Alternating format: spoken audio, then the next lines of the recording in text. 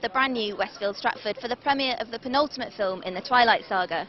In Breaking Dawn Part 1, Edward and Bella finally marry in what you could describe as the wedding of the year.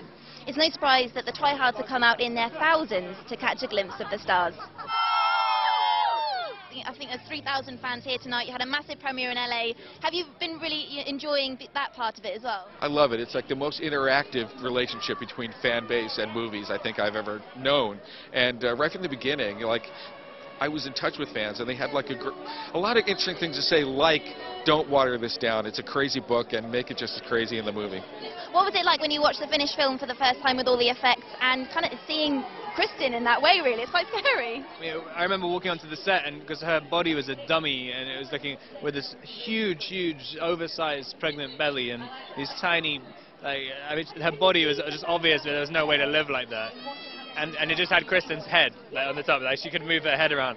It was the most hideous thing I've ever seen, so it was kind of just emotional seeing that, even just walking onto the set not doing anything.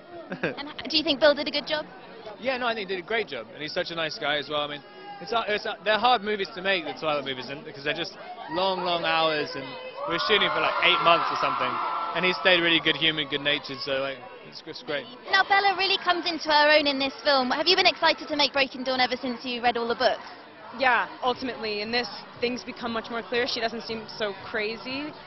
I mean, she gets everything she wants, everything comes to fruition, and Bella becomes the clearest version of herself, which is nice to see. It's like she's very, almost animalistically herself. We had Stephanie on set this time around.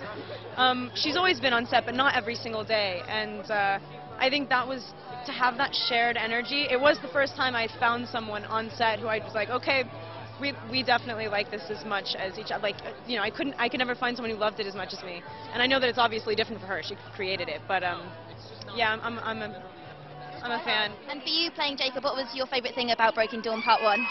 I mean, for Jacob specifically, he goes through an incredible journey in this one. He starts out the movie as the same Jacob we've always seen, but by the end of it, he really has, become a man, and he's forced to deal with a lot in this one. What did it feel like when you think back to Twilight, when you first auditioned to the role of Jacob, and how far you've come? Is it quite surreal? It is so surreal. I mean, a lot of great memories within the past 4 years. But I think the three of us were actually just recently watching clips of us from Twilight and just seeing ourselves that young. I mean, it's crazy. It's crazy to look back at it. Bella, come on. So there you have it. That was the UK premiere of the Twilight Saga Breaking Dawn Part 1. Now you just have to wait until next year for Part 2.